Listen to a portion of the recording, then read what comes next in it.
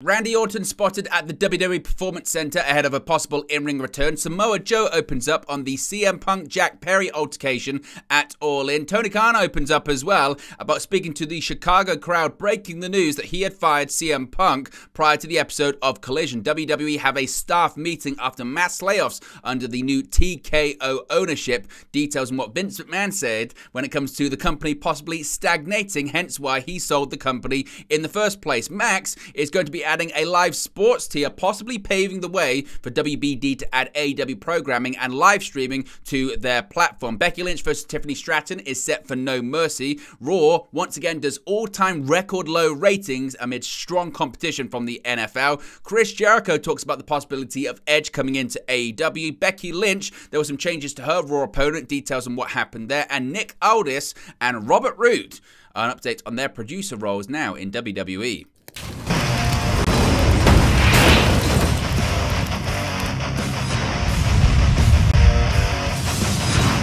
Hey guys, welcome back to Wrestling News 365. Hope everyone is doing very well. As always, there are plenty of news stories to get into in the world of professional wrestling. Let's start off talking about Randy Orton possibly nearing an in-ring return. At the very least, he's been spotted at the WWE Performance Center. According to Sean Ross Sapp of Fightful Select, Randy Orton is at the WWE PC. WWE sources confirm that Orton has been at the Performance Center over this past week, and it really hasn't been that much of a secret. Yesterday, Cassidy Haynes of Body Slam informed Sean Ross Sapp that Randy Orton's bus was already at the WWE Performance Center. Fightful have been told that he's been around for quite some time lately, actually. Orton has been working out in the gym, and Fightful have been told he's got, quote, huge, in a good way, as in muscular, at one point. But as of early August, he had not resumed in-ring training or anything like that. Despite several incorrect rumors at the time that Orton was nearing a return, WWE sources and even an official capacity repeatedly reiterated that Orton was not cleared for a return at this point. Orton, though, has been adamant to those close to him that he would be returning to the ring following back fusion surgery. When a talent shows up or is returning, WWE has a very strict rule that they have to work out in some capacity. During a recent interview with Cody Rhodes, he noted actually to Fightful that this rule is very real, and even The Undertaker couldn't avoid doing it when he was slated for it as well. So this could be part of the process to get Randy Orton ready for an in-ring return. But if you don't believe the rumors, and if you don't believe the reports, here's footage of Randy Orton at the Performance Center as recently as yesterday, telling fans to keep quiet that he was there. Ready!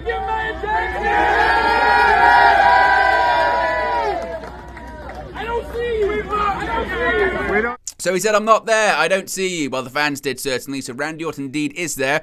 When do you think he's going to make his return? Do you think he's going to make his return? Let me know your thoughts about that, as always, in the comment section below.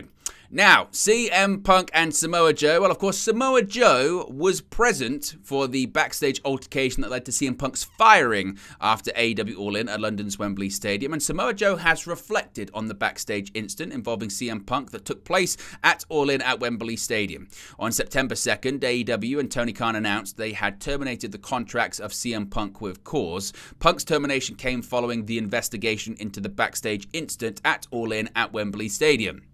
Moments after this incident took place, Punk wrestled Samoa Joe in the first match of the main show. Speaking with the New York Post, Samoa Joe noted that it was important to him to step up and have a match that he'd be proud of that night. Noting that he generally doesn't read reports about CM Punk, he had the following to say. We can get the quotes up on the screen. He said, quote, "For the most part, I haven't read what's been portrayed. There's been so much said, and I'm not one to go out there and try and debunk everything. I know we had the initial incident, everybody rallied, everybody got together, got their heads together and lined up and got ready to do the show, and we went out there and we did the show. That was really the focus at that point in time. We got a massive show to do, and we got fans out there rabid to see that happen. So it's important that we step up and do it, and it's important that we did, and I was proud to be a part of that."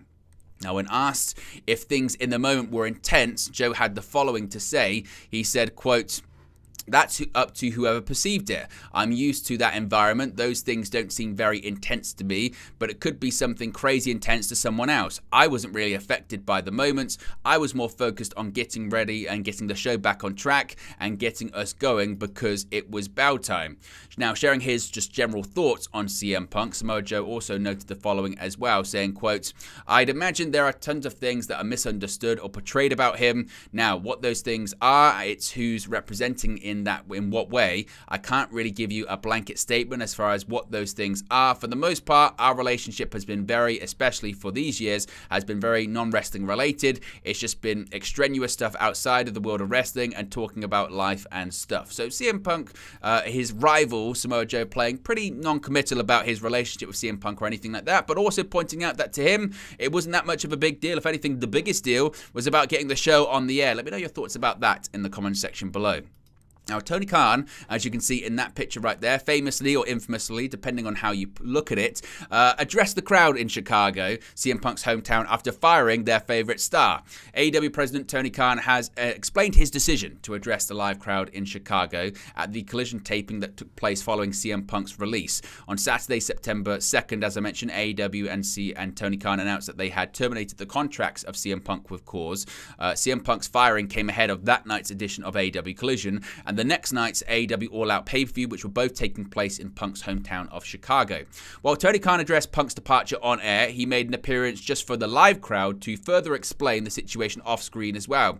Speaking with Insider, Khan noted that he grew up in Illinois, so considers Chicago home. He had the following to say about it, saying, quote, "Chicago is home to my family. I grew up in Champaign. I've been going to the United Center since it was first built when I was 11. My family was at the show, countless friends, everyone I grew up with. It meant a lot to go out and speak to the fans and be able to put on a great show." Now, when asked why he chose to address the fans on the ramp instead of the ring, he had the following to say, saying, quote, "You can't see everybody's face from the center of the ring.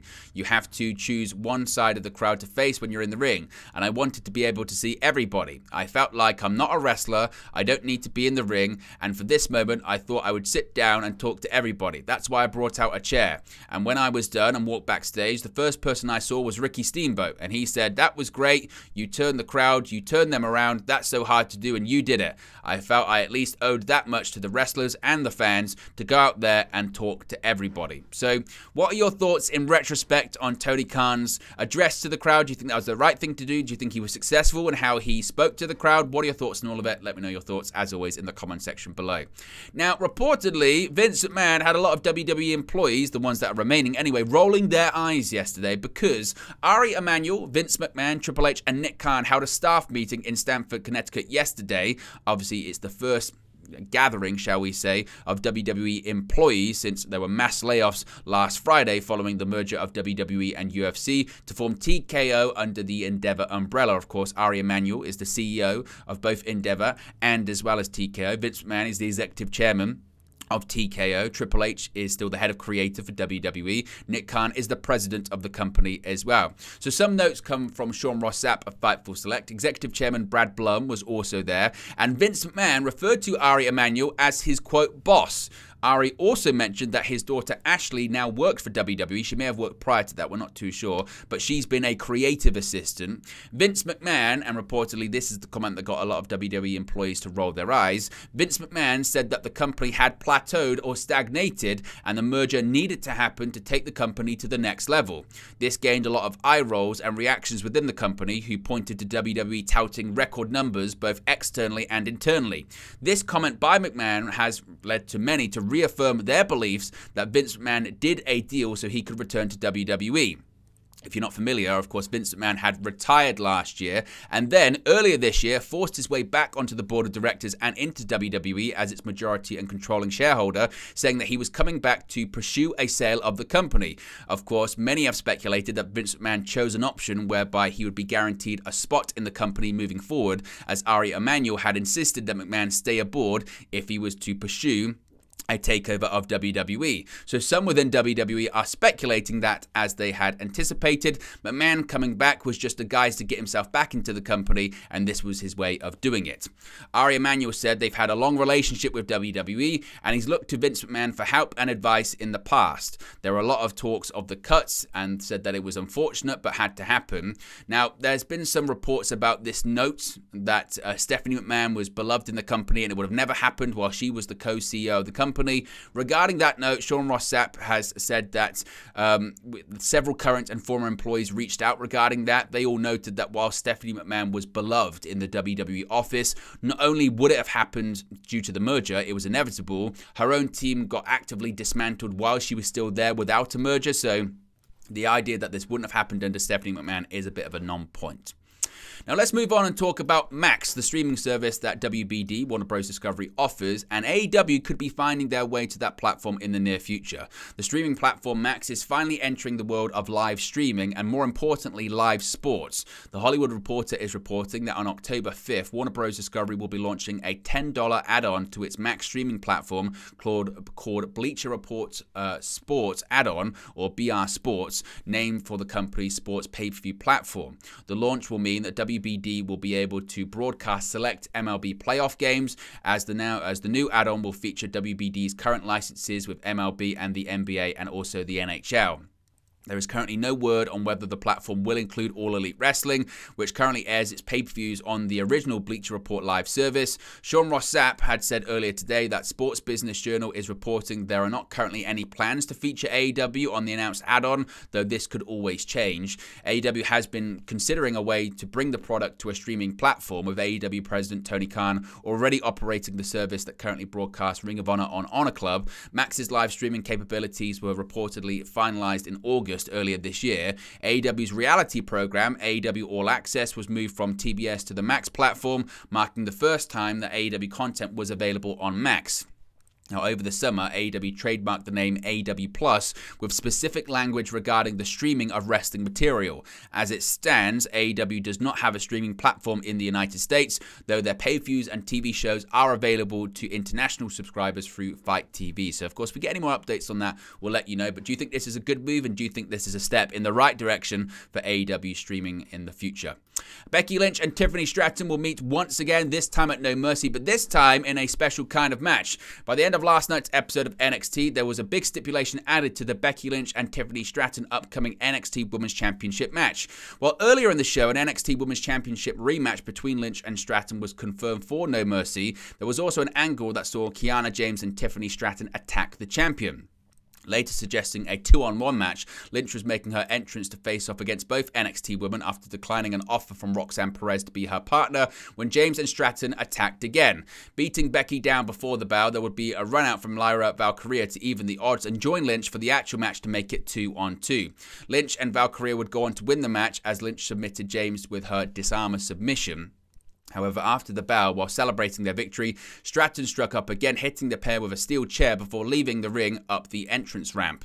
This was when Becky Lynch grabbed the microphone and bellowed to Tiffany that their match at No Mercy would get even more violent. Becky Lynch informed Stratton that their match at No Mercy on September 30 was now an Extreme Rules match. Elsewhere on last night's show, more main roster crossovers continue as Mustafa Ali vowed to be at Monday Night Raw this week. Of course, that's because Dominic Mysterio is set to take on Dragon Lee for the NXT North American Championship on Raw after the pair had a run-in again on last night's show, with the latter hitting a super kick on the champion on the entrance ramp. Of course, Ali, though, is set to challenge Mysterio for the North American title at No Mercy, but of course, in theory, that could all change if Dragon Lee defeats Mysterio on Raw this coming Monday. Now, let's talk about Raw. Let's talk about the ratings, because the show's ratings have taken a big hit over the last couple of weeks. It's common knowledge that Raw ratings take a big hit every fall due to competition from the NFL's Monday Night Football, but this week's program set a record low performance for a regular episode. The Wrestling Observer, WrestleNomics, and lots of other outlets, must be said, reported that Raw averaged 1.33 million viewers with a 0.44 rating in the key 18 to 49 demographic. That's the lowest viewership for Raw this year, down from last week's previous low of 1.35 million, and the second lowest in the show's 30-year history, with the 26th of December 2022 episode clocking in a paltry 1.075 million, but of course that program was a best of episode, so it wasn't even a regular episode of Raw or anything like that. So technically, some could look at it as the lowest viewership ever in the show's 30-year history. Of course, Raw faced stiff competition from the NFL, which broadcast 2 games on Monday night on ESPN and ABC. This could become a terrible trend for WWE, as the Hollywood Reporter has noted that Monday Night Football will air on the network station ABC for the first time in 17 years. This will undoubtedly draw larger audiences and siphon viewers from WWE programming. Ironically, the same circumstance that is allowing John Cena and The Rock to appear on SmackDown, the ongoing writers and actors strikes, is what prompted ABC to broadcast a full slate of football games this fall. So it's actually benefiting but hurting WWE at the same time. The football game between the New Orleans Saints and the Carolina Panthers on cable channel ESPN and sister stations averaged 7 million viewers, while the Cleveland Browns and Pittsburgh Steelers game on ABC averaged 15.4 million viewers. That shows the potential impact that ABC carrying Monday Night Football could have on pulling more viewers. Time will tell just how big of an impact this could have on Raw and whether WWE will seek to counter-program against the NFL or just accept that it's going to be a rough road ahead. Let me know your thoughts about this. Let me know how you think Raw can react to this. Is this just a case of WWE just having to accept it that this is going to be a tough road until this strike is finished? Let me know your thoughts about that too in the comment section below. Now, Edge to AEW. Still being talked about. Anything's possible, of course, and Chris Jericho has spoken about the possibility of his former tag team partner joining him in All Elite Wrestling. Of course, on the August 18 edition of SmackDown, WWE celebrated Edge's 25th anniversary of his main roster debut. In the main event, the Rated R superstar defeated Sheamus in a first-time ever singles matchup. Edge, real name Adam Copeland, revealed that this was the final match on his WWE contract, which is set to expire at the end of this month. While he is yet to make his next move known, a prevalent rumor is that he will join All Elite Wrestling. One AEW star Copeland is familiar with from his time in WWE is his former tag team partner Chris Jericho. Speaking with Josh Martinez on the Superstar Crossover podcast, Jericho commented on the possibility of Edge joining All Elite Wrestling, comparing Edge's current status to his own when he left WWE. Jericho had the following to say, saying, quote, "Well, I mean, who's to say for sure? But if you look at Chris Jericho, for example, where I was in WWE, there wasn't really much more that I could do there. You're there for many, many years. You've wrestled everybody and it's great, but it's always good to shock people and show up with a new kind of mission. So I think somebody like Edge, you know, there's a lot of guys over in WWE like this. They've kind of done everything they can do there. For him to come to AEW with a whole fresh new coat of paint, a whole new roster of matches that he can have, obviously a new name, which would then, knowing him, knowing me, would have this whole new look, a whole new mindset. That's the best thing about having AEW, about us being successful as we are. It's that it's now a viable alternative. I don't want to say competitor because it's not that, but you can now go to either company. So, do you think Jericho's right in what he is saying? Do you think that he could go to AEW? Do you think Edge could show up in AEW as soon as possibly this evening, even though his contract doesn't look to have expired just yet? Do you think Edge is going to sign with AEW, stay with WWE, or just retire? Let me know your thoughts about that too. Now, we spoke about the changes for Raw this week, and one of them involved Becky Lynch.